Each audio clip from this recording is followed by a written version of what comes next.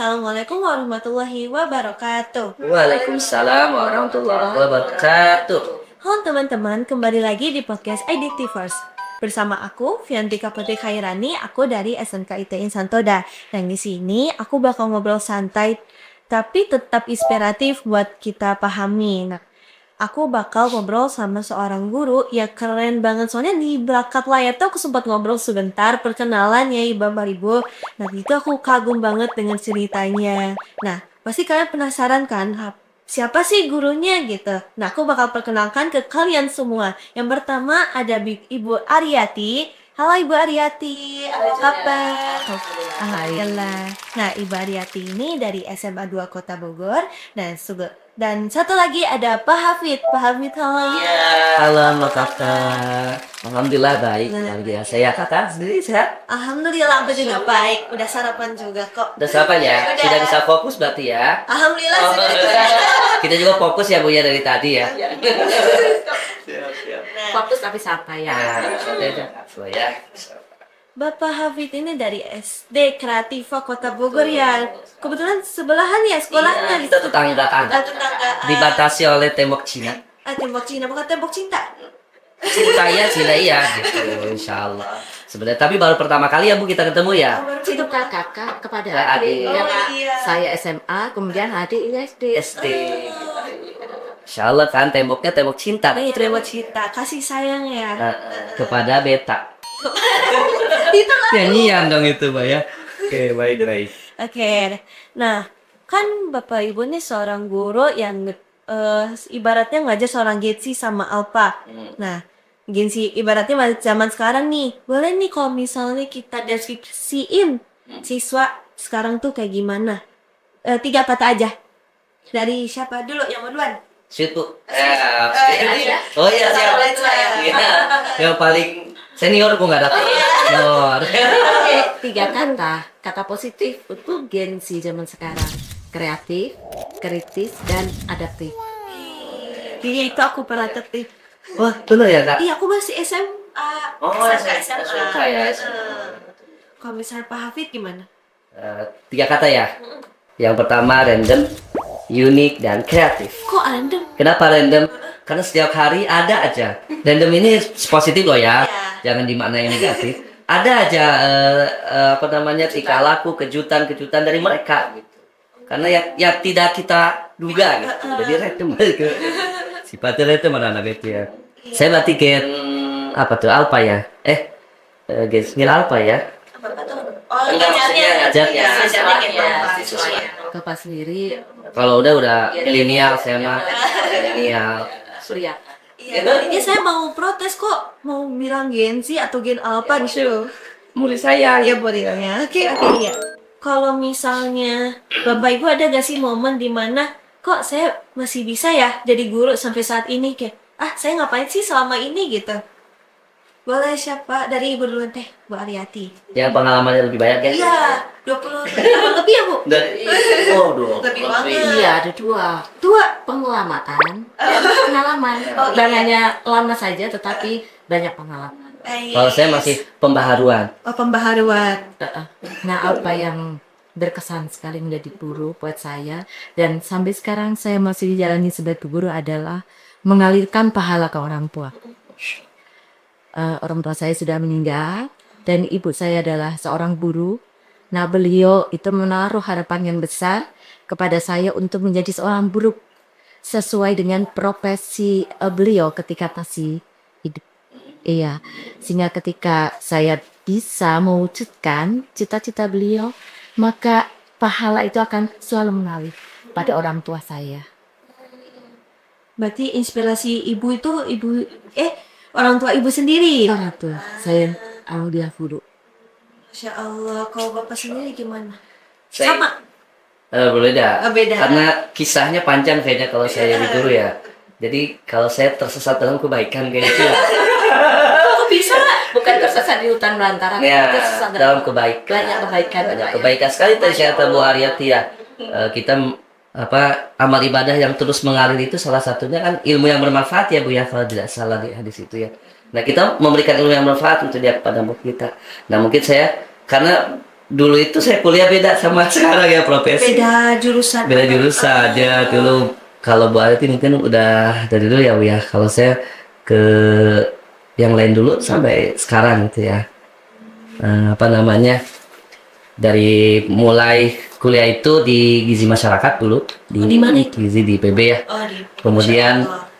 karena saya tadi tersesat kebaikan ya dalam kebaikan, kemudian berinteraksi dengan banyak anak gitu ya melalui training gitu di dunia pendidikan, akhirnya saya jatuh cinta tuh di dunia pendidikan. Iya, kemudian mulai dari perusahaan, pernah sempat di perusahaan, kemudian di rumah sakit, kemudian akhirnya saya ikut training di salah satu lembaga gitu ya. Kemudian jatuh cinta sama dunia pendidikan, jatuh cinta sama anak-anak, berinteraksi banyak berinteraksi, akhirnya alhamdulillah tuh sampai sekarang gitu ya. Jadi saya namakan tersesat dalam kebaikan. Tapi sekarang udah nggak tersesat lagi. Ya. Sekarang sudah tidak tersesat. Karena iya, berarti udah dari jalan buntu ya, mungkin tersesat jalan buntu ya. Nah, sekarang udah jalannya udah benar gitu. Udah jalan benar. Berarti dulu cuma coba-coba dulu aja ya. Saya sih kagak coba-coba. Coba-coba Gitu ya. juga. Ini karena takdir Allah Subhanahu wa taala ya, nggak coba-coba lah kayak iklan kalau coba-coba. Buat anak kok coba. Ya, Bu. Nggak coba-coba nih. Mungkin tadi jalannya seperti itu mungkin ya. Qadarullah gitu. Itu mungkin ya apa namanya yang membuat saya tetap bertahan menjadi guru. Dari uniknya anak-anak itu yang membuat kita wah, Masya Allah ya, apa namanya banyak belajar juga dari mereka ya dengan kuliahnya banyak. Kalau saya selain apa itu pahala untuk orang tua, jelas ya. Kalau kita berbuat baik maka pahala akan mengalir ya, ada kutusnya para orang tua. Nah yang kedua yang menjadi sebuah point of view pada saya adalah supaya saya tetap belajar. Iya, karena guru itu tidak putus belajar, harus belajar terus. Sepanjang hayat ya Bu ya. Nggak belajar dari pendidikan aja ya, tapi Iya. apa bahasanya teh? Jadi kalau kita mengajar kita juga harus belajar ya Mbak. Karena memposisikan diri kita juga dan mempersiapkan diri kita juga kan untuk menghadapi anak-anak gitu ya. Tapi Bapak Ibu sering dengar gak sih kalau misalnya anak sekarang tuh yang katanya males, cepet bosan, terus ada kayak mudah stres gitu ya. Kalau misalnya Ibu lihat sama Bapak lihat sama ini, kayak lihat secara langsung itu kayak gimana? Betul gak kayak perkataan anak muda Gen Z atau Gen Alpha tuh cepet stres, cepet kayak rewel gitu? Mungkin kalau saya itu di kelas itu kan tadi dengan karakter masing-masing keunikan. Memang di keluarga ya Bu, terutama ya di rumah mungkin ya berdampak juga. Jadi untuk memposisikan kita untuk belajar, mempersiapkan untuk mereka belajar, itu harus tahu juga, harus tahu dulu ya mereka moodnya seperti apa hari itu. Dan itu biasa dari keluarga kan, dari rumah. Kalau anak SD ya Bu ya, kalau anak SD kita lihat karakteristiknya, kemudian apa sih yang ya apa namanya yang terjadi di pagi hari itu di rumahnya gitu ya. Biasanya kalau memang sudah baik dari rumahnya, insya Allah ke sekolah juga akan terbawa positif vibes-nya gitu ya, terbawa. Kalau memang di rumahnya ada sesuatu, tanda petik masalah, bukan masalah ya maksudnya, tanda petik yang tidak baik, nah kita bangkitkan motivasi. Sebagai guru kan memang fungsinya seperti itu, membangkitkan motivasi anak ya Bu ya. Nah, kalau saya tetap berpikiran positif pada siswa bahwa katanya Gen Z sekarang itu mudah putus asa, kemudian mudah bosan terhadap sesuatu, tapi itu sih depend of the teacher. Jadi tergantung bagaimana gurunya mengelola kelas, memberikan pembelajaran yang baik kepada mereka dengan menyenangkan, berkesadaran, bermakna. Saya kira mereka nggak akan bosan. Tapi kalau dalam sebuah pembelajaran gurunya sendiri itu tidak memberikan yang menyenangkan sesuai zamannya, tentu mereka akan bosan. Betul. Iya, Jadi siapapun. Jadi kita sebelum mengajar harus persiapan dulu ya Bu ya tentunya. Dipersiapkan dulu, kitanya juga harus siapkan Kalau saya thinking positif aja bahwa mereka adalah manusia, mereka mempunyai potensi kebaikan. Nah, potensi kebaikan itulah yang akan kita eksplorasi. Itu. Jadi setiap anak Jadi kita tidak melabeli bahwa Gen Z sekarang itu bosan, kemudian nggak mau bekerja, malas dan sebagainya. Itu sebetulnya niat sih. justru Iya. kreatif tadi dan adaptif yang memang kita apa namanya bold kalau istilahnya di bold ya. Dan membuat kita juga tadi berkreasi lagi, berinovasi lagi di kelas ya Bu ya, untuk menyesuaikan dengan mereka gitu. Mereka seperti apa ketika belajar gitu ya Pi. Jadi kita juga harus hidup pada zamannya, walaupun saya adalah generasi di belakang milenial ya, atau apa itu namanya? Kolonial. Kolonial. Tapi saya harus bisa membawa diri saya untuk hidup pada masa anak-anak itu berada. Tuh, menyelami mereka, media sosial, gadget. Oke lah, saya juga menyelami, kehidupan mereka seperti itu. Tapi kita arahkan ke arah yang positif itu. Kalau punya gaptek, nggak tahu perkembangan teknologi informasi, nggak tahu sekarang ada berbagai macam aplikasi, tentunya kita mudah terbawa arus yang tidak benar juga gitu. Makanya kita harus tahu apa yang bisa kita gunakan untuk siswa, mendirect siswa ke potensi mereka. Jadi kita juga harus adaptif ya Bu ya. Iya betul. Karena apa tadi ya kata itu kan unik sebenarnya ya, setiap siswa itu punya keunikan masing-masing. Bukan apa tadi bahasanya katanya gadget itu apa? Kids itu mudah lelah, mudah Lelah. stres gitu. Bukan seperti itu ya, tapi keunikan. Keunikan. Juga tidak memungkiri sebuah kenyataan yang sekarang ini terjadi, apa-apa serba viral. Dan saya boleh mengatakan bahwa anak generasi sekarang itu overload informasi. Overload ya, overload. Jadi banyak informasi yang mengalir di mereka, yang mereka konsumsi. Nah, sehingga kadang-kadang mereka tidak bisa membedakan mana yang ini dibutuhkan oleh saya dan mana yang tidak. Jadi nggak ada filter gitu. Kayaknya aku gitu deh. Nah, mana ini yang sesuai dengan Aku merasa seperti itu. passion saya, semua ditampung karena banyaknya media sosial. Nah, tugas guru itu seperti itu, harus bisa membuat filter mana yang kira-kira itu berguna atau tidak. Ya. Jadi khawatirnya ketika overload informasi ini nanti ada normalisasi. Kalau saya ngomong kasar di media sosial itu ngomong kasar, saya juga menormalisasi ini adalah sebuah tren gitu. Kekerasan itu bisa jadi dia normalisasi karena kan banyak sekali paparan negatif di media sosial gitu ya. Jadi kita harus membuat filter. Itu tugas pertama adalah orang tua, kedua adalah orang tua di sekolah itu guru. Biasanya kita juga selain jadi filter itu teman curhat juga ya Bu ya. Kalau saya di kuliah, saya kelas 4-5 itu udah mau masuk remaja ya. Jadi mereka itu jadi teman curhat. Mereka ngobrol tadi karena banyaknya overload mungkin ya kata Ibu ya. Jadi harus banyak diomongkan juga sama mereka, apapun saya terima dulu gitu ya, sudah diterima. Nah, jadi counter kita jadi teman dan sekalian menasihati gitu, counter buat mereka gitu ya. Mungkin dari yang disampaikan mereka ada yang kurang tepat gitu ya. Nah, kita memfasilitasi itu gitu ya, fasilitasi untuk ke arah kebaikan tentunya ya. Karena biasanya mereka karena kebanyakan informasi tadi Dan informasi itu singkat, pendek-pendek. Belum selesai paham sebuah peristiwa, sebuah konsep, sudah berpindah ke peristiwa lain. Nah, itu bahaya menurut saya. kalau tidak Sehingga kita harus mengcounter hal tersebut. Kan itu bahaya. Pertama adalah ketidakfokusan.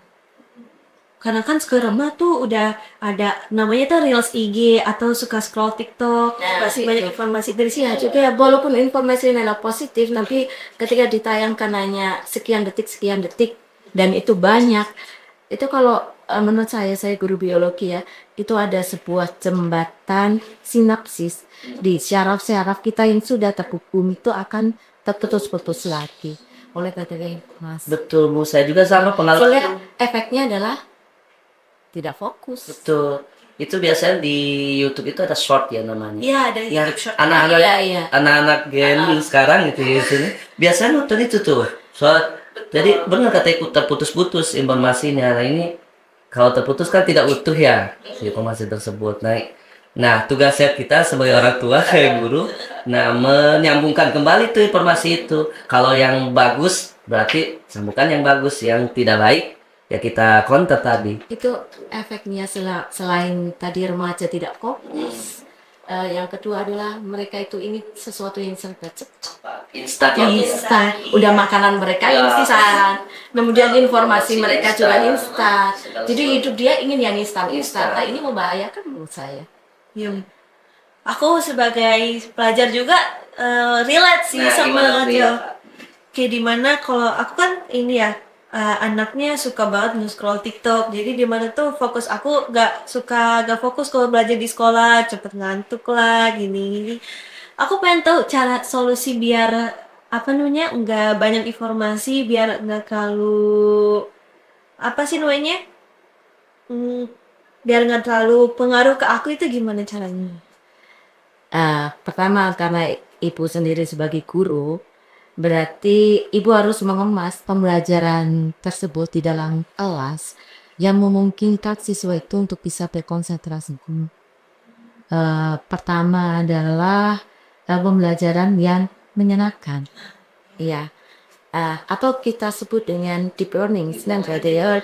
Jadi deep learning itu adalah pembelajaran yang menyenangkan, bermakna dan berkesadaran. Pertama adalah berkesadaran itu untuk apa saya hadir di kelas, kemudian untuk apa saya belajar tentang materi ini, dan itu harus mempunyai dampak kepada diri saya dan kepada problem solving terhadap masalah-masalah yang ada di luar. Dan kita mengemasnya dengan menyenangkan. Kalau ibu harus memutar otak untuk membuat skenario pembelajaran yang bukan menjauhkan dari gadget karena tetap dibutuhkan, tapi informasi mana dari gadget itu yang dibutuhkan untuk pembelajaran itu. Iya.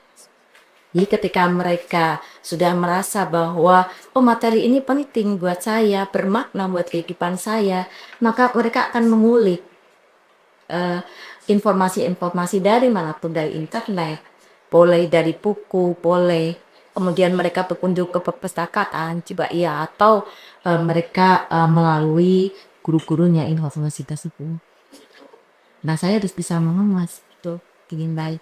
Mana gaji juga dibutuhkan di masa sekarang ini, kita juga tidak bisa lepas. Hanya kita benamkan potensi mereka, aktivitas mereka itu untuk mengeksplorasi informasi dari gadget itu tahu. Ya itu. Aku agak dapat jawaban sih dari ibu. Kalau dari bapak, Saya menambahkan aja deh. ya menambahkan boleh. Benar kan berkesadaran. Kemudian mungkin kita juga melihat sekali lagi kalau saya karakteristik Iya. siswa yang mungkin dulu ada perbedaan, sekarang sih udah banyak ya pedagogi sama andragogi ya gue kalau tidak salah ya. Mungkin dewasa sama anak-anak. Kalau di anak-anak itu biasanya ada diferensiasi juga ya gue. Diferensiasi itu keunikan mereka, termasuk gaya belajar mereka. Kalau saya di kelas itu lihat, karena terkadang kalau moodnya kurang gitu ya, saya lihat oh ternyata si ini gitu, si A gitu ya, atau si B, saya kelompokkan tuh si A itu gaya belajarnya ternyata harus begini gitu ya, si A B C misalkan D E F dan seterusnya itu beda lagi. Dan saya kelompokkan tuh, dan mulai tuh diferensi itu muncul. Kemudian mereka oh senang tuh dengan gaya belajar mereka kan sebetulnya ya. Jadi salah satu apa namanya itu trik saya gitu ya ketika ngajar di kelas itu ya mengelompokkan tadi anak-anak tadi dengan keunikannya masing-masing. Nah, ya tetap kayak satu lagi mungkin uniknya anak Gen Z itu ya, mereka itu circle-nya juga dengan circle-nya satu circle mereka. Ya, gitu. jadi yang punya frekuensi yang sama, Frekuensi mereka satu circle tuh biasanya di SD itu seperti itu ya. Itu sudah kelihatan juga ya. Sudah kelihatan Bu ternyata di SD. Kalau di SMA, Bu, Kalau di apalagi ya SMA, kayaknya ya. iya. Tapi kan karena SMA itu sebetulnya mengalami masalah karena mereka itu kan baru aja puber gitu ya. Kalau anak SD kan anak-anak mereka masih polos, masih bergembira dengan keadaan yang belum memikirkan masa depan. Tapi kalau anak SMA ini dia baru masuk ke pubertas, tapi mereka sudah dihadapkan dengan suatu kekhawatiran-kekhawatiran ya. Seperti mau masuk kuliah, kalau masuk kuliah nanti aku jurusan apa ya, apa yang aku sukai. Nah, disinilah peran guru untuk menemukan identitas mereka, ya, yang disukai dari mereka apa, potensi yang ada pada mereka apa. Memang kita harus menjadi teman berdiskusi seperti itu, ya. Jadi anxiety itu sekarang nama kecemasan akan masa depan, tekanan pressure dari ya, juga, ya, sehingga guru harus membuat bahagia sebetulnya. Tidak memberikan tekanan akademik terlalu berlebih, tapi kita mengemas muatan akademik itu menyenangkan bagi mereka. Padahal mereka belajar, tapi karena mereka secara tidak sadar itu menyukai dengan cara pembelajaran yang menyenangkan itu, dia tidak sengaja sudah mempelajari banyak. Mungkin ada contoh dari saya ya, ketika saya membelajarkan siswa tentang ini, tingkatan belajar ya. Jadi tingkatan belajar itu kan dimulai dari yang dasar itu menghafal C1, kemudian yang kedua itu Jenem ya Bu ya. memahami sambil belum ya. Kemudian yang ketiga apply, kemudian habis itu evaluasi, kemudian yang terakhir adalah analisis ya, creating ya, analisis, creating atau creating atau mencipta begitu. Nah, pendidikan kita itu baru sampai pada memahami ya. Iya, baru C2 C3 kayaknya Bu ya. Iya. Belum ke tingkat analisis, apalagi sampai ke creating ya. Belum itu. Belum. Baru. Iya enggak? Iya. Baru sampai Nah, pada tantangan kita ke depan untuk menjadi negara yang maju, kita tidak bisa hanya berada di dalam memahami, tapi kita harus bisa menerapkan, menganalisis, menciptakan sesuatu. Nah, saya mempunyai pendekatan pembelajaran STEM. STEM. Gak apa-apa lah ya. bener tulisannya Bu STEA. Betul ya. STEA betul. Karena kita orang Indonesia kan ya. Teknologi, engineering, art, kemudian matematik. Ya, itu menjadi concern saya di kelas. Jadi STEM itu adalah pembelajaran lintas disiplin. Misalkan anak dia tidak menyukai biologi, kalau disuruh belajar biologi terus otomatis bosan. Tapi saya mengemas di dalam biologi itu ada math-nya, ada fisikanya mungkin, dan ada seninya gitu. Nah, anak saya alhamdulillah baru-baru ini berhasil menciptakan melalui pembelajaran biologi. Mereka belajar dari alam, dari teknologi yang ada di alam. Dia bisa menciptakan sebuah topi yang bisa mendeteksi intensitas sinar UV. Ya, itu lintas disiplin. Nah, desain topinya seperti apa, itu seni. Kemudian belajar digitalnya, ini bisa memberi deteksi bahwa sinar UV ini adalah sekian. Itu butuh fisika, kemudian itu butuh matematika juga. Gitu. Nanti multidisiplin ya. Disiplin. Kemudian konsepnya dari biologi. Nah, ternyata anak dengan seperti itu senang. Cara nggak sengaja mereka belajar fisika, belajar matematika dan sebagainya. Kayak itu sering saya lakukan di kelas. Ini hanya satu proyek saja di pembelajaran saja. Dan ide kreatif mereka akan muncul. Iya. Kalau belajar itu lintas disiplin. Kita hanya memantik saja ya Bu ya. Saya juga pernah Bu itu memantik anak-anak biogas. Saya bikin biogas Bu dulu. Ada IPAS-nya, ada sosialnya, ada sosial itu kan pemberdayaan petani apa tuh namanya sapi ya. Kemudian ada IPA pengolahannya itu, kemudian matematika menghitung jumlah apa gitu ya. Itu mereka sangat senang sekali ya buat biogas sederhana sebetulnya Bu, dari botol bekas.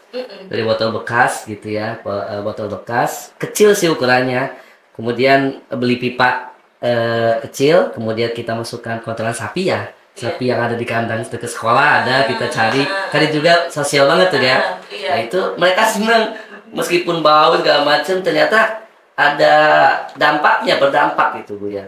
Itu udah masuk STEAM juga ya. Iya, betul. Nah, itu pembelajaran itu bermakna kalau seperti itu, dan kontekstual apa yang terjadi di lingkungannya. Jadi ada pemberdayaan masyarakat juga di situ juga Kak. Kemudian ketemu dengan masyarakat mereka juga kan. Tuh, masalah apa yang ada di lingkungan dibawa dalam kelas. Itu mendidik Gen Z zaman sekarang itu ya seperti itu, nggak boleh hanya ini baca, hafalkan, tanpa mereka memahami. Itu zaman saya kayaknya dulu. Apalagi Buat- sampai mengapply, yang berarti kita sebagai guru juga harus kreatif ya Pak ya. itu makanya harus Mas pembelajaran. maka kita harus belajar juga Bu sebenarnya. Kita belajar sepanjang hayat kan, karena kita ketika masuk kelas juga kita sebelumnya harus mikir juga supaya adaptif, kemudian periode STEAM tadi ya Bu ya, supaya anak-anak tidak bosan lah intinya di kelas, karena tadi kan katanya mudah bosan, karena kalau kita menjadi pemantik gitu ya, pemantik mereka untuk belajar, potensi itu banyak itu di anak-anak. Ada yang bahkan ketika kita kelompok itu ada yang jadi leader kan ya Bu ya, misalnya leader bisa Pembelajaran berdifferensiasi. oh, leadernya ini nih, kemudian ada yang bagian idenya, oh saya punya ide nih gimana kita kembangkan, ada yang eksekusi di lapangan. Itu kita sebut dengan metode role play. Nah, Itu juga saya terapkan. gitu ya Bu ya. Jadi ya betul. Ketika kemarin mereka itu menguji golongan darah. Jadi kita di laboratorium, kemudian di situ sudah ada alat untuk mengambil darah, serum dan sebagainya. Kalau secara kaku kan hanya, yuk buka LKPD-nya seperti ini, ambil darah kalian dan sebagainya. Tapi saya mencoba dalam satu kelompok itu, kamu mencoba bahwa ada yang berperan menjadi dokter, ada yang berperan menjadi pegawai rumah sakit yang mengambil darah, ada yang berperan menjadi pencatat dan sebagainya. Pokoknya hal-hal yang di dunia luar itu dibawa ke dalam.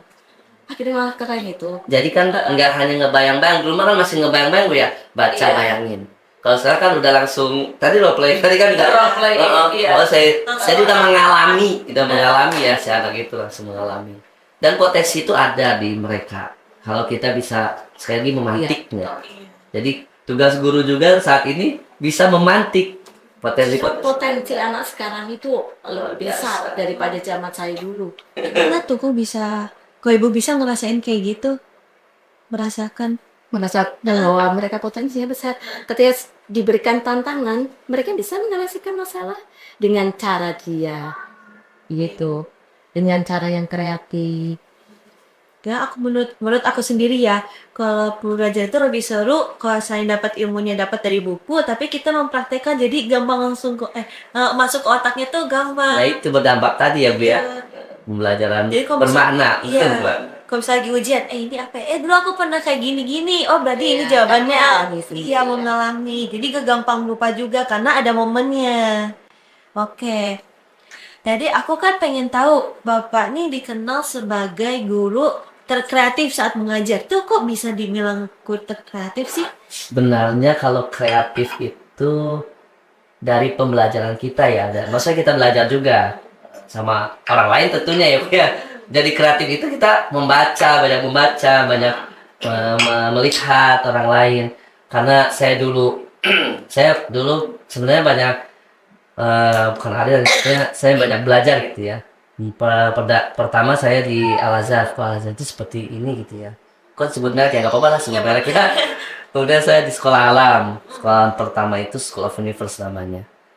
Sekolah alam yang pertama di Indonesia, pendirinya Bang Londo namanya.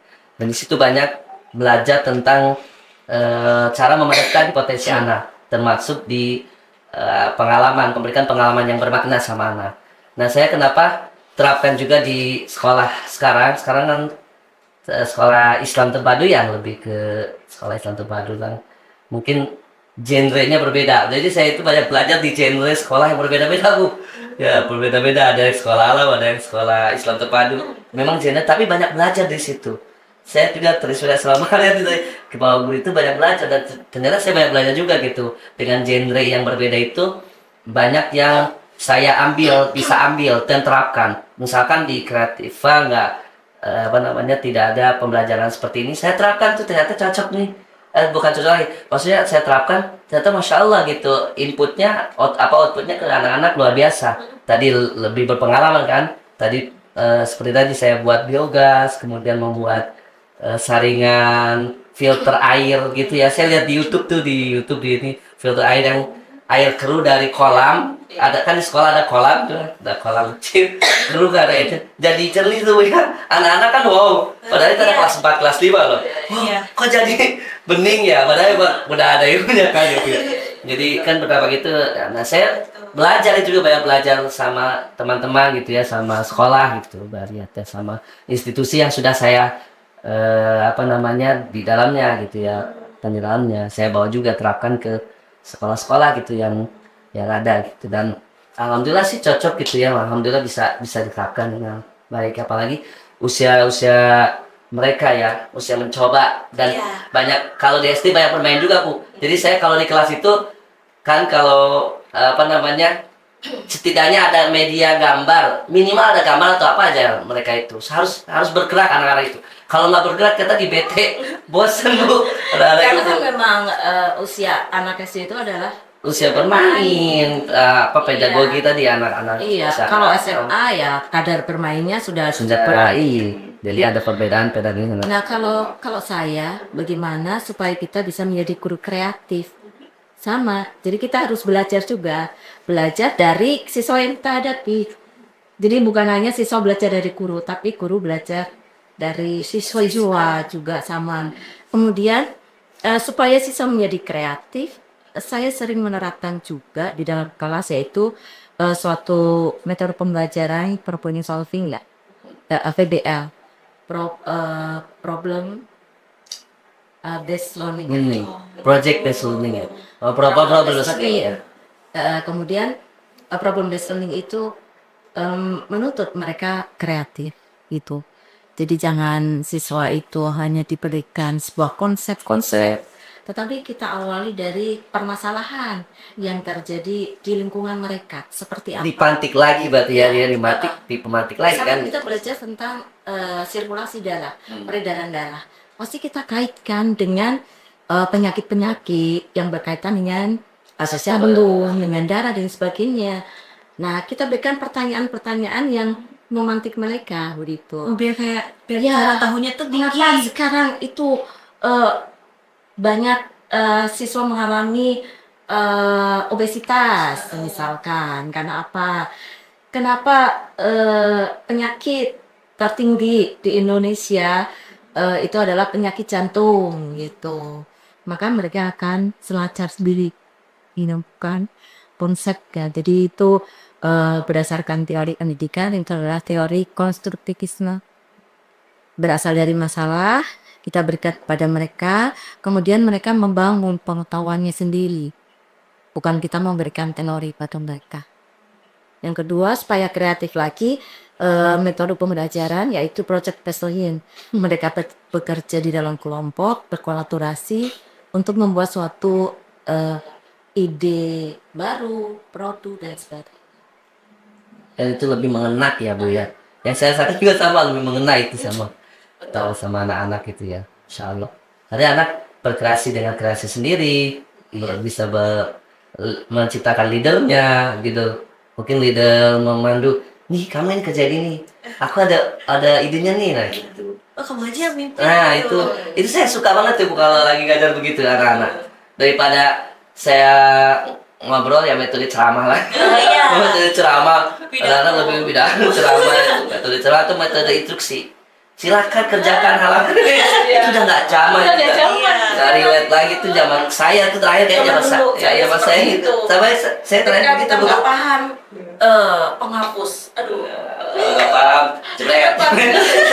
Ayo. Maju ke depan. Betul. Kita nggak bisa. Sudah nggak relate dengan tadi yang pertanyaan kakak ya, yang sebenarnya diubah kata yang tadi kakak bilang ya, bahwa Gen Z itu mudah ngatur masalah, tapi bukan itu, tapi kita tinggal bisa memetik potensi tadi ya Bu ya. Kalau saya ambil sisi positifnya, sehingga sebagai guru harus belajar juga bagaimana untuk mengambil sisi positif. Kan siswa Bapak Ibu tuh banyak ya. pasti ada yang beda-beda, ada yang semangatnya tinggi banget, ada juga yang kayak semangatnya tuh kurang. Ibu pernah nggak sih ketemu kayak gitu sama bapak? Sering kayaknya ya sering, makanya pembelajaran itu harus berdiferensiasi, ya kan? Memperhatikan kebutuhan anak, gaya belajar dia, kemampuan awal dia seperti apa. Kita harus tahu, kita tidak boleh menyamaratakan kemampuan mereka, kemudian kita memberikan materi yang sama kepada mereka, tidak. Mereka punya keinginan sendiri, sehingga kita juga harus membuat perencanaan pembelajaran itu sesuai dengan kebutuhan siswa. Nah, kalau seperti itu nyaman. Misalkan contoh nih ya, saya memberikan tugas pada anak saya kelas 12. Ya, saya mengajar kelas 11 dan kelas 12. Ibu, saya belum selesai tugas saya. Ibu tadi mengatakan bahwa tugas saya diselesaikan dalam waktu misalkan 1 minggu. Ini project ya. Iya. Tapi kita mengalami kesulitan, Bu. Kita tidak bisa selesaikan dalam 1 minggu, gitu. Maka kita tidak boleh langsung memberikan vonis. Kalian harus disiplin, waktunya 1 minggu, gitu. Kita lihat dulu apa yang menyebabkan kamu tidak bisa menyelesaikan dalam waktu 1 minggu. Nah, setelah kita melihat permasalahannya, maka kita harus bijak, ya. Oh, mereka mungkin kemampuan kognitifnya kurang, sarananya kurang, atau yang sebagainya. Jadi kecepatan belajar siswa kita juga berbeda-beda, maka kita memberikan toleransi yang mas kita tidak. Dengan keunikan masing-masing dari si Iya, kayak belajar itu gitu. Jadi unik. Gen Z dan apa itu unik. Unik banget. Unik ya Bu ya. Mereka pasti tidak akan mau ketika diberikan suatu konsep, harus tahu alasannya. Mengapa seperti ini? Mengapa seperti itu? Nah, itu berarti kan kritis. Nah betul ya Bu, betul. Sama Resti juga sama sekarang. Sama ya? Makanya kalau saya nggak pernah. Pertama saya bilang ya, jadi pendengar yang baik, didengerin dulu, baru kita yang berbicara. Iya. Kata Ibu tadi kan gitu ya, jangan langsung menjudge. Kamu ini nggak selesai kok. Kamu ini kenapa nggak selesai nggak gitu? Nah, kita dengerin dulu, baru kita serak informasi. Iya. Nah, baru itu kan. Sama di SD juga. Sekarang kalau saya di kelas itu Bu, saya nggak pernah ceramah di anak-anak. Misalkan anak-anak yang memutuskan, misalkan kamu punya pendapat apa? Ini. Kalau nggak bisa diutarakan, ditulis misalkan. Ya, apalagi saya ngajar kelas 45 itu udah gede kan. Kalau kelas 1 2 masih dibimbing sama saya. Kalau 45 sekarang justru ada pergeseran kayaknya. Dulu mah masih harus dibimbing, sekarang 45 udah bisa ini Bu, ya SD itu. Udah bisa mandiri kan. Nah, kamu punya pendapat apa? Ini Pak, kamu apa bisa ditulis atau diutarakan? Baru tuh kita cari titik temunya, Bu. Nah, baru tuh. Nah, itu biasa gitu. Dibandingkan dengan kita langsung kamu harus ini loh, ini belajar ini atau ini lebih lebih adaptif itu seperti itu tadi saya ke anak-anak meminta pendapatnya gitu ya ketika belajar gitu. Belajar. Misalkan contohnya belajar apa di SD itu ya. Pendidikan Pancasila kemarin saya PP Bu saya belajar kan di SD itu semua guru itu harus semua bisa ya. Belajar aja PP tentang struktur pemerintahan. Yang kamu pertanyaan pertama, siapa yang pernah ke kantor pemerintahan? Saya Pak, kemana? Ke kecamatan. Saya ke Istana Negara. Hebat banget ya kamu ke Istana Negara. Coba ceritakan. Jadi anak-anak Pak itu. Saya begitu-begitu di Istana Negara sama ayah saya sama itu saya di Istana Negara. Ada apa di Istana Negara? Gitu. Terus saya pernah ke kecamatan. Kamu ngapain di kecamatan? Saya mengurus ini gitu kan. Baru ada yang diem aja berarti belum pernah kan. Nah, ya kamu lihat di kecamatan apa? Jadi gitu minta pendapatnya sama mereka, nggak langsung. Jadi itu cara berpikir siswa SD itu konkret Konkret, ya. betul. Apa yang dia lihat, Ya, harus. dia deskripsi Nah itu konkret ya. Konkret ya. Kalau siswa SMA itu sudah bisa berabstraksi, gitu, sudah bisa berimajinasi. Maka pembelajarannya pun juga brainstorming, kemudian diskusi, kemudian Main-mainnya juga ya sama. Benar, iya betul.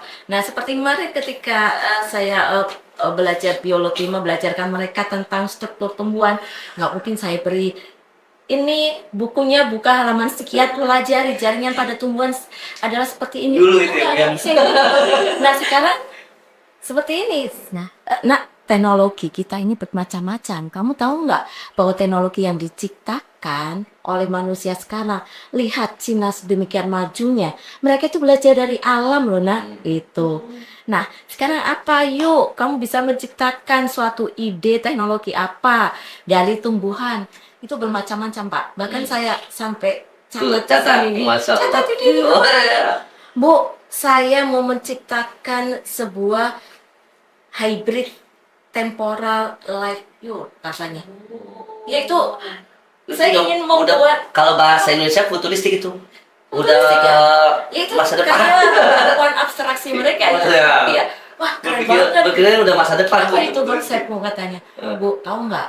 Saya kalau lari-lari misalkan di Kota Bogor, kadang saya haus, tapi saya itu jarang menemukan eh, minum gratis bersih. Berarti ini ide saya, Bu. Saya nanti akan menciptakan air minum yang berasal dari air hujan, kemudian disaring oleh bagaimana tanaman itu menyaring air yang aku tahu ya, karena dia belajar dari struktur tumbuhan bahwa daun itu mempunyai kemampuan itu memberi cacah kasing dan sebagainya. Kan seperti topi tadi, topi yang penangkap UV itu sebetulnya dari pigmen karotenoid itu yang bisa menangkap UV. Berarti saya harus bisa menciptakan tuh topi untuk mendeteksi sinar UV.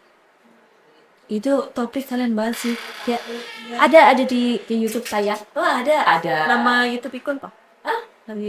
Nama ibu sendiri? Itu ya Mbak Ariati. Iya, ada di ini, ada di apa? Blog juga ada? Blog Blog. juga ada. Oh. Iya. Blognya belum lihat ya. Iya, menciptakan topi itu keren banget. Kalau misalkan intensitas tinggi, tujuh, gitu. Keren banget sih ibu. Kan ibu juga dikenal sebagai ibu guru berprestasi. Nah itu cerita awalnya gimana? Kok bisa dipanggil seperti itu bu? Sebetulnya saya malu kalau dikatakan sebagai guru prestasi, itu jauh dari saya. Saya hanya mengalir saya sebagai guru. Ini jadi insight bagi kami Bu. Apalagi saya yang baru jadi guru. Mungkin bisa ceritakan Bu. Saya akan Mudah-mudahan kita juga ketularan saya juga. Iya, bangga dikatakan sebagai guru prestasi ketika menghasilkan anak yang berprestasi. Itu luar biasa banget. Itu ketika anak saya, Bu, saya mau ikut lomba ini karena penelitian ini, dan baru mau ikut hasil saya sudah bangga. Gitu. Jadi sebetulnya guru prestasi itu hanya sebuah label pengakuan dari komunitas lembaga. Nah itu efeknya juga positif buat saya. Itu karena tertantang saya untuk belajar terus-menerus. Yaitu dimulai dari tantangan kita menghadapi generasi yang selalu berubah. Apalagi saya sudah puluhan tahun, generasinya selalu berubah. Dulu gen milenial, kemudian habis itu gen Z, sekarang gen alpha. Berarti kan tantangannya berbeda-beda. Iya. Kita harus belajar terus. Nah, gitu. Akhirnya ketika saya bisa menemukan sebuah pembelajaran sesuai dengan generasinya, itu biasanya saya tulis, kemudian saya ikutkan dalam sebuah event gitu, bisa apresiasi GTK. Wah, atas. Tahun 2023 saya mencoba memajukan pembelajaran STEM tentang peredaran darah dengan CTR. CTR itu Culture Responsive Teaching. Nah, tadi kata Pak Hafiz yang bermain itu bukan anak SD aja, Pak. Anak SMA juga Sudah mulai ya. Nah, saya ingin menghadirkan permainan tradisional yang dulu kita sukai itu zaman saya kecil. Apa tuh? Tapi kan sekarang kan anak jarang ya. Jarang. Gobak sodot, petak uhbat. Saya kemas dalam pembelajaran biologi. Iya. Dan Yang alhamdulillah itu yang STEM tadi ya. akhirnya saya bawa ke tim, mereka belajar di situ juga menganalisis grafik data dari data yang diperoleh. Tekanan darah saya seberapa sih kalau saya habis berlari dan sebagainya, sebetulnya sederhana sih. Tapi nggak tahu Lalu kenapa. permainan itu Ya, ya. lalu permainan daerah itu Wah. saya bawa ke lapangan anak-anak. Itu dapat semua tuh PP juga dapat tuh. Pendidikan Pancasila. Iya, Iya. dapat ya. Terus IPAS sosialnya dapat, Sosial. tentang kebudayaan kan? Iya. Iya, terus PP-nya juga dapat tentang ya kebudayaan juga sama. Dan pada itu itu aku itu dapat apresiasi dari Jawa Barat sekolah guru ilmu di kan tatok detik ya. Dan satu lagi pernah nggak ikut Bogor Innovation Award? Oh, ibu udah pernah? Saya belum. Ayo ikut. Tani ya. Pakai Pak. Yang diadakan sama Pak Dan apa tuh ya? Bapak Rida. Bapak Rida. Ya, alhamdulillah kemarin saya sama teman saya berkolaborasi dengan teman saya Bu Ali itu dari permasalahan bahwa anak sekarang itu lebih suka menulis di gadget, mengetik dibanding ngetik. Nah ternyata itu efeknya sangat buruk loh sebetulnya. Berdasarkan dampak negatifnya, saya baca di jurnal Science dari Amerika ya, bahwa kemampuan anak menulis itu berkaitan dengan kemampuan kognitifnya. Semakin Ada hubungan ya Bu ya? anak menulis itu semakin besar kemajuan Kognitifnya dibandingkan pakai ini ya. ya. Nah, saya meneliti sehingga saya membuat DILIT namanya, digitalisasi literasi tulisan tangan itu untuk di era smartphone. Tapi saya menilai tulisan anak itu juga pakai digital, disable machine. Jadi saya tidak meninggalkan teknologi informasi, tapi tidak juga meninggalkan sebuah kebiasaan konvensional yaitu menulis. Jangan sampai menulis tangan itu terhapus dari peradaban pendidikan gitu. Inspiratif sekali itu ya Bu ya.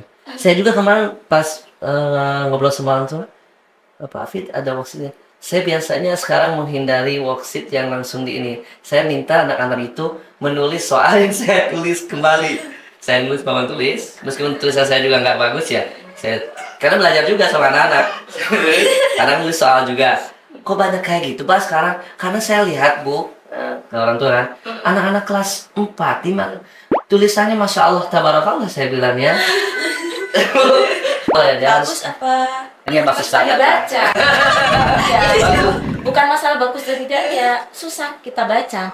Dan dari permasalahan itulah saya mencoba untuk melakukan penelitian tadi. Iya, berarti dari SD juga Kita menulis tangan supaya bisa dibaca. Kayaknya kalau saya review pakai tulis tangan aja Rara supaya terbiasa. Iya. Inspiratif tuh ya yang dikerjakan. Nah, yang menilai adalah AI. Yang menilai, mas kita nulis tangan, menilai tulisan tangan sekian ratus capek juga. Itu akhirnya saya menggunakan AI. Untuk ini kemampuan terbacanya sekian persen. Tuh. Nah nanti itu sebagai feedback ke siswa. Nah ini berdasarkan AI, tulisan tangan kamu ini sudah bagus. Cuman kosakatanya lebih banyak lagi. Karena kata AI baru 50% di pesaka. Nah mereka mencoba menambah kosakata lagi. Ini bahasa Indonesia nih ya juga. Lagi saya menyukai hal baru. Nggak hanya biologi aja. Jadi itu yang membuat kita selalu belajar ya. Otak kita selalu segar karena saya suka hal baru. Padahal itu ranahnya bahasa Indonesia ya. Quotes-nya banyak ya hari ini dengan ibu itu ya, banyak kata-kata baru. Apa itu? Ya tadi kan kita menyukai kata-kata baru, kemudian adaptif ya, inspiratif tentunya. Kita sama inspirasi. Iya, makanya saya masih newbie nih ya, jadi banyak belajar juga. Belajar banyak dari siapapun ya Pak. Saya sama Bapak juga, ya saya ke Mbak Tika juga sama. Siapa tahu tiba-tiba nanti aku jadi guru juga. Nah, ini harusnya ditanya tadi ibu di belakang ya. Cita-cita mau jadi guru, berapa muridnya tadi Bu ditanya? Nah ini ada SMK Bu. Kegagalan saya dalam menginspirasi siswa menjadi guru yang baik. Tapi satu itu Belum tercapai kegagalan. Ya. Belum ya. Masih progres. Ada satu tuh alhamdulillah. Alhamdulillah masih ada yang normal ya. Nah ini anak SMK gimana, mau jadi guru nggak? Masih banyak pertimbangan sih kok aku ya. Aku nanya teman-teman aku juga baru ada satu yang menjadi guru. Kamu mau cita-cita apa? Aku cita. Kalau di kok cita yang nggak ada ya?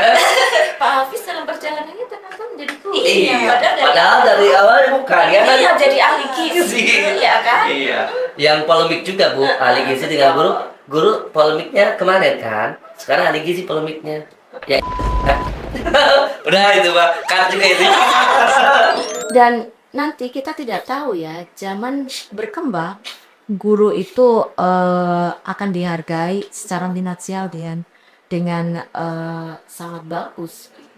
Sekarang pun juga iya ya Pak ya. Iya. Kita alhamdulillah Fasilitasi ya Bu ya. difasilitasi oleh mungkin masih ada yang belum, tapi insya Allah pemerintah akan selalu concern ke sana ya Pak ya, meningkatkan kualitas pendidikan tidak lepas dari meningkatkan dari kualitas guru, baik dari ekonominya maupun dari Selain kita mempengaruhi ini, oh ya, di rumah yuk jadi guru itu jadi podcast saya yuk jadi guru juga ya. Jadi guru, itu jadi guru gitu ya. jadi wajah bangsa kita ke depan itu dilihat dari bagaimana gurunya. Sekarang betul. Tuh yuk jadi guru Nah, kan? Mempengaruhi. Hostnya mempengaruhi yang di rumah ya. Iya, buat kalian yang nonton, ayo jadi guru. Ada aku yang ngomong Ini podcast ayah jadi guru ya. Kan dari guru sih. Nah, iya. apalagi kita mempromosikan ya promosi mulia, profesi mulia ini ya. Nah, itu saya selalu menekankan juga ke anak. Lebih baik kalian menanam padi. Nah, maka akan tumbuh rumput. Ngerti Dari, Pak? iya betul. Daripada tidak Menanam menanam rumput tidak akan tumbuh tumbuh padi. tadi. Betul ya benar. Apa itu Pak? Artinya Ya artinya kita memanfaatkan lahannya ada kan, kita sudah memanfaatkan lahan ada dengan cara yang baik kan, menanam padi tadi kan, meskipun tumbuhnya ya, meskipun tumbuhnya rumput. Jadi gini, apapun yang dikerjakan oleh siswa, kamu harus mempunyai orientasi kepada siapa, kepada yang menciptakan kamu, kepada Allah Subhanahu wa Ta'ala. Berusaha dulu, berjuang Iya. dulu ya Bu ya. Kepada yang menghidupkan kita, maka dunia itu akan diberi. Kalau kita bercita-cita menjadi guru, itu kan pertama adalah profesi untuk akhirat sebetulnya. Nah, dengan sendirinya rumput itu akan kita kelola, dunia itu akan kita kelola. Ya atau tidak Pak? Iya betul sekali. Emang kita tidak bisa makan. Kita alhamdulillah ya menjadi Masih guru. hidup Bukan hanya di usia yang alhamdulillah ya Bu ya. Iya, dunia akan diberikan oleh Allah. Gitu. Jadi itu yang saya tanamkan sehingga ini mengurangi dampak kecemasan dari nanti saya jadi apa ya Bu ya ke depan.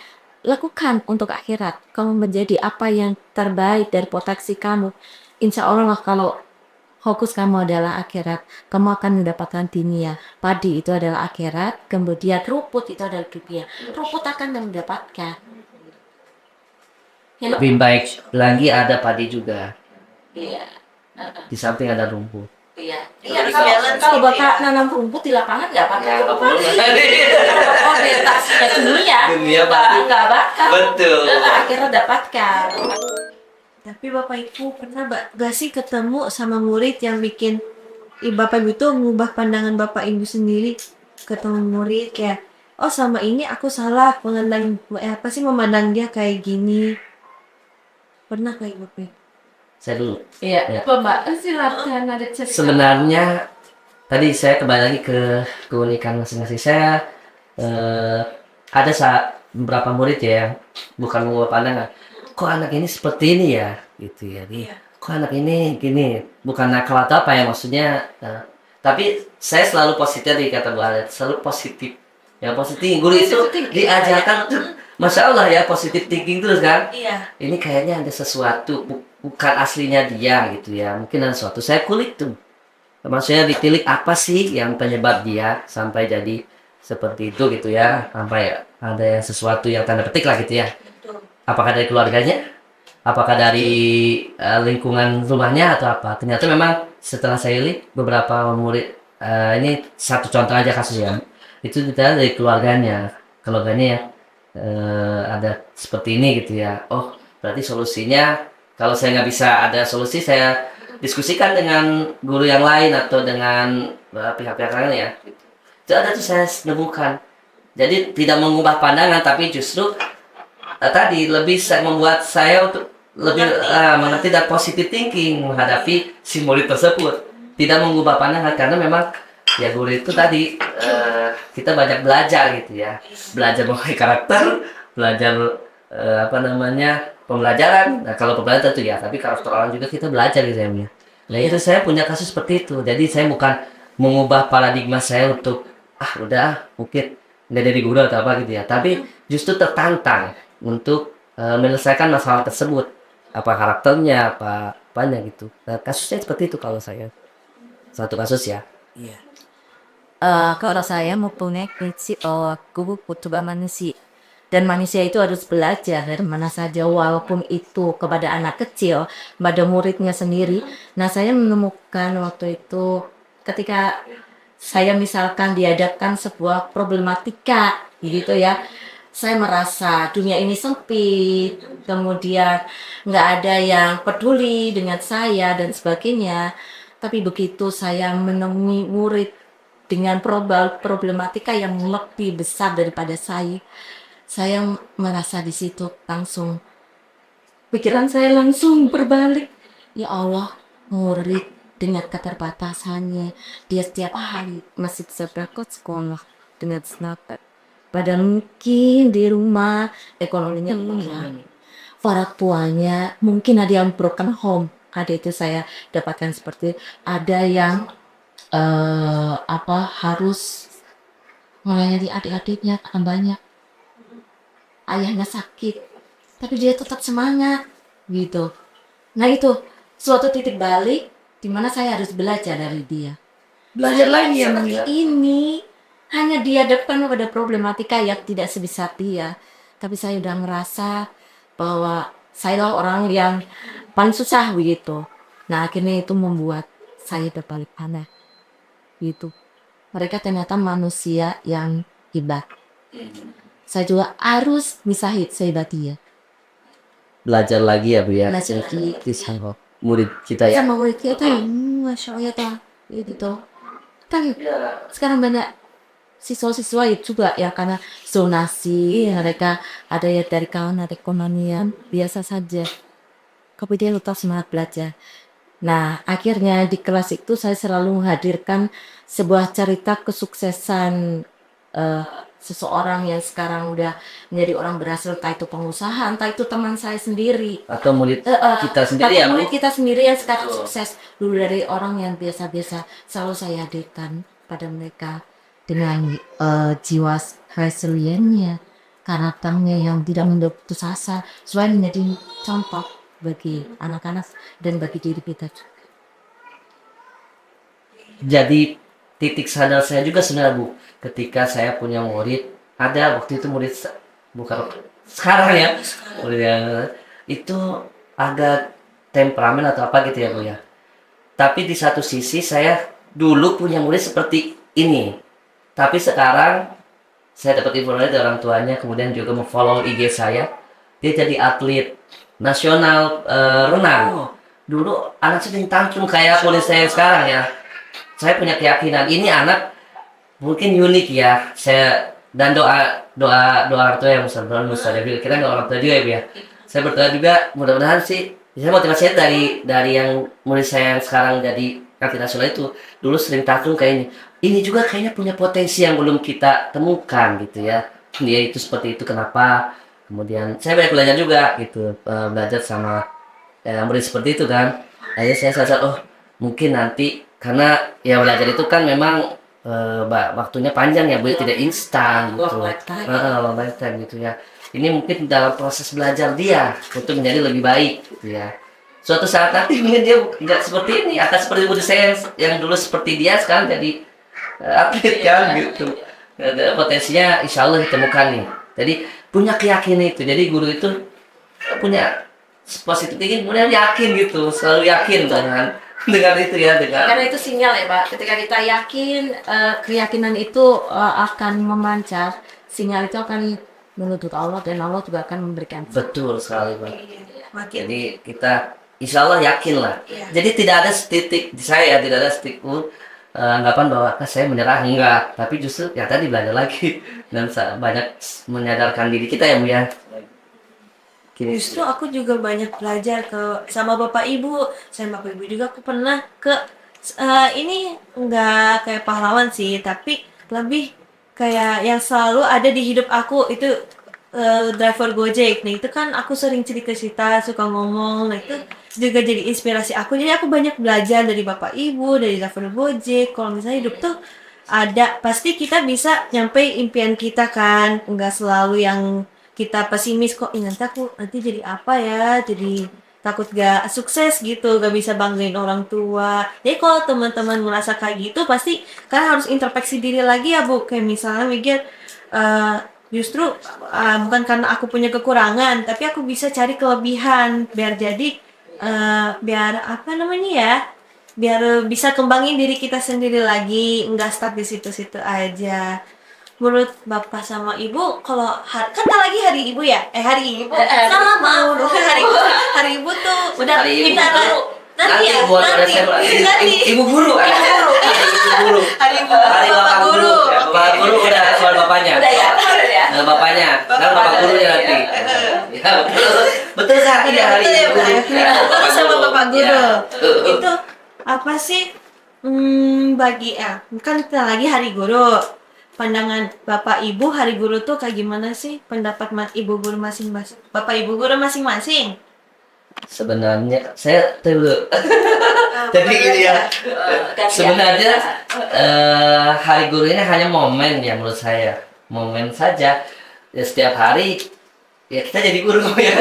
Ya, Iya. kalau hari guru ya momennya aja, momen di mana? Momen di mana ya orang mungkin berselebrasi sebagai seorang guru, sebagai seorang murid kepada gurunya, guru kepada muridnya, ya itu aja ya. Tapi seyogianya setiap hari ya kita guru. Ya, kita guru, kita mendidik anak-anak gitu ya, setiap hari dengan penuh cinta, kasih sayang gitu ya. Tidak hanya cuma momentum guru saja. Momentum hari gurunya itu mungkin selebrasi bagi kita sebagai guru dan murid kepada gurunya atau guru kepada murid. Tapi seyogianya setiap hari adalah kita mendidik ya, profesi kita mendidik. Dan guru itu tidak terbatas kita mengajar di kelas saja ya Bu ya, tapi di setiap kondisi, setiap saat, dimanapun kita adalah menjadi guru kehidupan bagi masyarakat, bagi teman-teman kita, saudara kita, sahabat kita semuanya. Itu mungkin ya. Kalau Ibu Hari guru, ya pertama saya terharu ya. Saya jadi mengenal ibu saya. Wah. Iya. Pertama saya akan mendoakan untuk spesial ibu saya dan guru-guru saya gitu yang telah membawa saya menjadi profesi seperti ini. Pertama dari orang tua, kemudian kedua dari guru-guru saya akan mendoakan mereka, dan ketika saya mendoakan diri saya sendiri supaya saya bertahan menjadi guru yang mungkin akan lebih mulia ya. Hanya tantangannya di sini adalah guru bukan hanya sekedar status. Saya ingin bahwa di hari guru itu kita akan menjadi guru yang bisa menjembatani antara kemajuan teknologi informasi khususnya dengan nilai-nilai luhur gitu. Saya ingin menjadi seperti itu gitu. Jadi kita tidak akan memutus dua kubu nilai luhur dan teknologi informasi, tapi kita akan menyatukan itu menjadi menghubungkan melalui profesi saya sebagai guru tuh. Dan nanti saya bercita-cita dari nilai luhur dan teknologi itu berbadu akhirnya akan membentuk sebuah peradaban yang membaik. Ibu merasakan nggak momen yang paling Ibu kenang pas lagi hari guru? Kan Ibu udah lama nih jadi guru. Ada nggak momen yang paling berkesan sama Ibu pas hari guru? Setiap tahun? Setiap tahun berkesan dan setiap hari adalah berkesan bagi saya berkesan. Momen yang sangat mengharukan yaitu ketika orang tua saya membesarkan saya, menaruh harapan saya menjadi guru begitu, karena saya selalu waktu kecil juga selalu berhadapan dengan lingkungan pendidikan, sering dibawa ibu ke sekolah. Di situ hari guru juga diselebrasi. So ada doaan juga ya, kayaknya untail doa ya. Ada ya. gitu. Kemudian yang kedua momen yang mengharukan ketika siswa tidak lupa Sama ibu. sama saya. Anak saya, siswa itu tidak lupa. Mereka memeluk, mereka mencium, mengucapkan salam, itu sebuah momen yang mengharukan. Ikut hari juga. Iya, itu saya sangat suka sekali. Bahkan ada siswa saya yang sudah berkeluarga, seperti Dina. Mas Dina, Mas ingat dengan saya ketika saya jalan kemana gitu. Bu Aryati ya, iya. Itu kan momen yang sangat mengharukan. Apalagi di hari guru. Karena siswa memeluk. Bukan bukan hadiahnya tapi itunya. Apanya? Bukan hadiahnya Pak ya? Tapi ya entah yang doa dari mereka, pelukan mereka yang hangat. mereka. Dan kembali kita peluk anak kita, anak-anak didik itu. Perhatiannya bukannya barang atau apa, tapi perhatian. Barang yang diberikan berarti perhatiannya mereka kepada kita ya Bu ya. Iya. Darah tidak menjadi sebuah prioritas itu. Hadiah mereka adalah, nak, kamu harus memberi hadiah ke ibu. Di awal kita sudah ada kesepakatan bersama. Di awal pembelajaran, di awal tahun. Itu materi banget. Hadiahnya adalah kalian sukses, kalian menjadi orang bermanfaat dan tidak lupa pada guru-guru. Itu. Berarti bangga ngomong saya. Bahkan suami saya pernah iri juga. Ih, Hama dikenal. Ya Allah. Artis gitu ya, ada di Iya, dikenal di dikenal mana-mana. di mana gitu. Itu kan mantan murid saya gitu. Masih ingat itu. Alhamdulillah. Itu menurut saya. Meskipun mungkin tahunnya agak lupa ya Bu ya. Namanya Papa. Namanya lupa. Siapa? Itu momen yang mengharukan bagi saya. Siapa tahu nanti kan aku udah pernah ini kan bawa podcast sama ibu sama bapak, siapa tahu di jalan aku ketemu gitu ya. Itu yang Dan mengharukan juga Bu ketika ditegur ya. Saya waktu itu Disapa, ya. disapa. Saya jalan ke sebuah pusat perbelanjaan itu ya di Cipinang. Pusat perbelanjaan, Pak, disapa sama dia Pak. Saya mana ya? Karena saya mengajar di sekolah kan, mulai tidak diganti ya. Saya di Al Azhar ini gitu kan, atau sekolah ini. Oh iya ya, Insya Allah ya. Dia masih ingat gitu ya, lu ngobrol panjang gitu ya, dia di mana sekarang gitu, dan udah apa yang dilakukan. Jadi bangga soalnya. Bangga. Dan diingat ya sama mereka, masih diingat gitu. Bahkan ada yang ngechat secara pribadi gitu ya, Pak, saya alhamdulillah saya mendapat, kayak kemarin saya sekarang di Bosor nggak salah artinya itu, saya dapat olimpiade turnamen olimpiade ya, kalau PBKC itu karate itu ya, di Singapura kemarin. Bagi saya Masya Allah saya bangga ya, itu kedua atau ke satu dia ya dapat medali emas apa ya, perak kalau misalnya. Dia ngirim tuh lewat media sosial saya Bu, itu murid saya waktu kelas 2 SD ya, sekarang sudah kelas 2 SMA apa 3 SMA. Gila, luar biasa Masya Allah. Ada yang ada yang udah di luar negeri, udah ngambil di Singapura ya, dia akselerasi. Pas saya saya udah lulus studinya di Singapura, dapat BSc kalau masalah bahasa itu ya. Masya Allah, kamu kan kemarin baru ngasih pada saya iya, kalau di apa namanya di Indonesia saya memang harusnya masih SMA tapi ada akselerasi.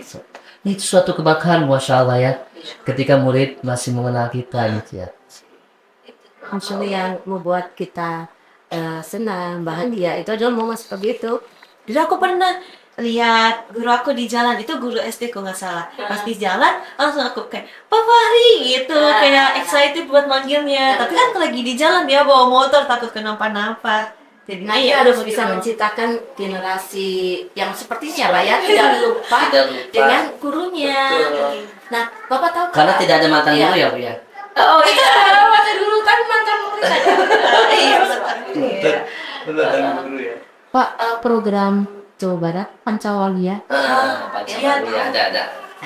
Nah, itu adalah pendidikan karakter di Jawa Barat, kemana anak didik itu harus mempunyai sifat satu adalah cager. Sehat. Ya, sehat jiwa dan raga. Ya. 2, bager. Bager. Bager. Sayang sama gurunya, berempati, menghargai, sayang sama temennya, dan sifat-sifat penyayang yang lain. Ya kan? Itu harus kita tanamkan pada adik ya, supaya dia tidak lupa terhadap guru ya. Terus ketiga adalah benar. Benar itu ya punya rasa disiplin, tanggung jawab, jujur, tidak sombong, itu benar ya. Benar. Menciptakan lisannya benar. Kemudian pintar, itu kreatif, cerdas, berpikir kritis, dan singet. Singet itu terampil, cekatan, harmonis, bisa beradaptasi. Nah itu Pak tugas kita. Itu Pak Cowok ada tadi ya dia.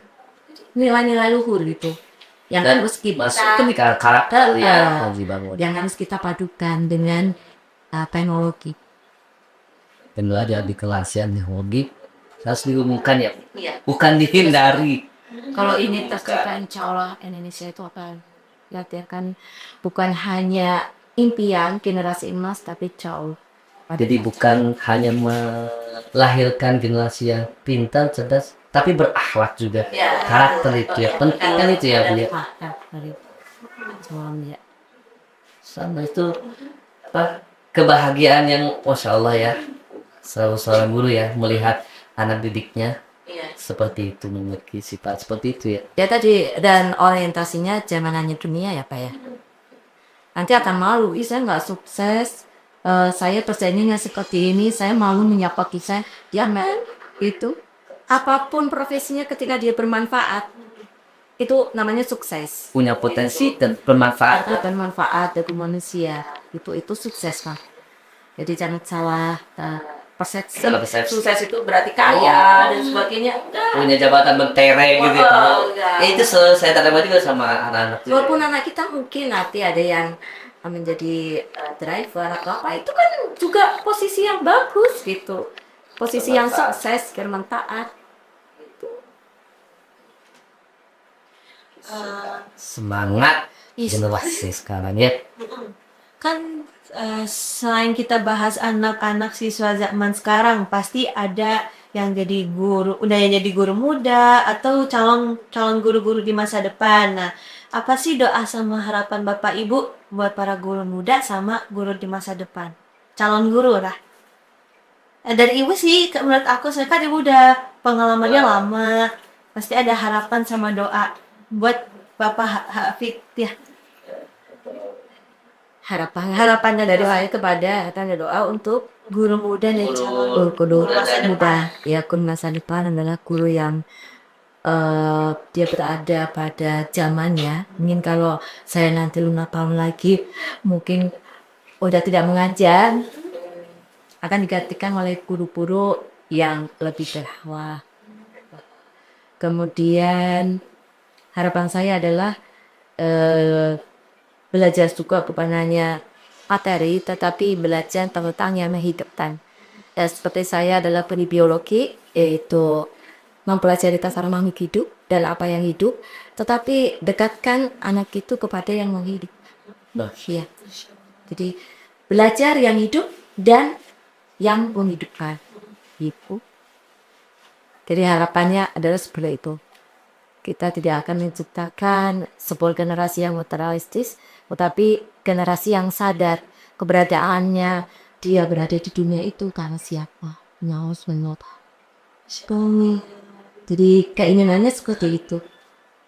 Ya. Dan guru yang bisa membawa Indonesia ke peradaban yang lebih baik, yang bisa menjadi pandangan bagi bangsa-bangsa lain untuk belajar. Belajar jangan sampai ke Cina, tapi belajar sampai ke Indonesia. Pertama mungkin buat guru-guru yang sedang mengajar saat ini ya, tetap bersemangat, temukan potensi di setiap siswa yang sudah kita didik, temukan potensi.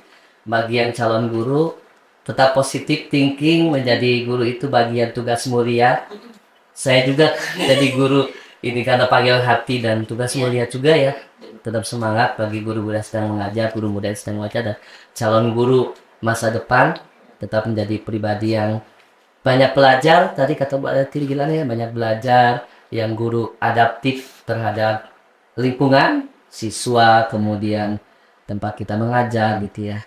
Banyak yang menjadi adaptif lagi. Dan ingat kalau saya di SD mungkin pondasi pertama itu ya dasar kan? Dasar. Meskipun sekarang ada PAUD ya, usia dini. Tapi pondasi pertama itu kan dasarnya. Nah ini anak-anak SD ini Guru yang bisa meletakkan pondasi dasar itu bagi guru SD itu menjadi pondasi dasar yang meletakkan nilai-nilai kebaikan. Baik tidak hanya kepintaran tapi akhlak karimah ya, karimah sama berkarakter itu. Sekali lagi fondasi dasarnya di sekolah dasar. Nanti bisa membawa sampai ke SMA nanti ke tidak hanya sampai SMP, tidak hanya sampai nanti ke mereka ke perguruan tinggi dan seterusnya ya Bu ya. seterusnya sampai dia menjadi manusia. Betul. Ya Sepanjang hayat. Sepanjang hayat. yang berkesedaran akan bahwa dia manusia dan tadi apa bahasanya hidup apa tungku apa hidup apa bahasa Bali itu Belajar tentang hidup dan menghidupkan. Belajar ya tentang hidup dan menghidupkan ya. Karena kita kalau hidup juga belum tentu ngerasa hidup gitu loh. Iya. Gak ada momen kayak misalnya apa sih kena cahaya ilahi. itu menciptakan manusia yang materialistik ya Pak ya. Iya. Jadi hidup ya, nauzubillah ya Bu. Hidup Atau keberadaan dia kata siapa? adanya dia nggak tahu dari yang hidup dan menghidupkan nggak tahu. Jadi refleksi kita juga ya. Teman-teman, kan yang nonton ini teman-teman se-Indonesia ya, bisa dari Masya Allah, se-Indonesia. Sumatera ada, dari Udah panjang lebar tidak se Indonesia ya Bu ya? Iya. Nggak apa-apa. Nggak apa-apa. Bukan hanya sebogor ya. Saya sebogor kan. Investing. Yang mudah-mudahan sampai se Indonesia Bisa jadi sedunia ya Pak ya. bisa jadi sedunia. Followernya sebanyak ya nanti. Apa sih Mbak sama apa? Kan yang nonton tuh se-Indonesia, bisa luar negeri juga yang orang Indonesia nonton ini bisa jadi. Ini kalau misalnya Bapak Ibu pengen nyampain satu pesan ke murid-murid ya, nonton video kali ini tuh apa? Tetap semangat kah atau kejar cita-citanya? Siapa Bapak duluan kali ya? Boleh. Mungkin kepada Ada kamera. Profesor dulu ya. Iya. Ya. Jadilah pribadi yang sesuai dengan jadilah pribadi yang bisa menemukan potensi sesuai dengan keunikan masing-masing. Temukan potensi teman-teman, temukan potensi anak-anak sekalian. Jangan melihat sudut pandang dari yang lain, tapi kita punya potensi yang kita miliki. Temukan potensi. Tentunya. Iya. Kesutur banget, jadi relate sama aku sendiri loh. Kalau Ribu ada? Pesan dia pesan ini lihat kamera buat yang nonton. Halo dulu. Dari tadi baru hari. Kita fokus Pesan ini. Ibu untuk generasi muda zaman sekarang, untuk generasi Z adalah kalian adalah benih yang sudah diciptakan Allah dengan segala varietasnya ya, bermacam-macam. Nah, temukan varietas unggul di dalam diri kalian dengan potensi yang diberikan dan kalian gali terus, insya Allah kalian akan tumbuh menjadi manusia yang bermanfaat. Nah, jangan putus asa dengan keadaan, tetaplah belajar sepanjang hidup kalian, karena belajar itu tidak ada hentinya. Dan Ibu pesan, Indonesia itu adalah negara yang sangat kaya dengan peradabannya, dengan sumber dayanya, dan segala macamnya. Kalianlah yang akan menjadikan Indonesia ini bersinar, bukan hanya emas tetapi berlian.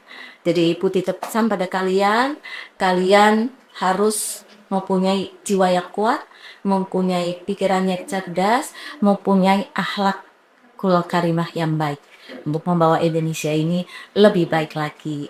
Itu pesan buat kalian semua, karena kalian adalah benih yang diciptakan oleh Allah dan mempunyai potensi yang baik. Mantap. Seru banget. Seru banget.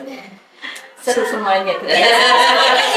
Bapak yang pakai baju ungu, kita seperti ubi ungu, seru. Ibu yang pakai coklat Kayak seperti brownies. bukan Silver Queen. Oh iya. Harganya mahal coklat.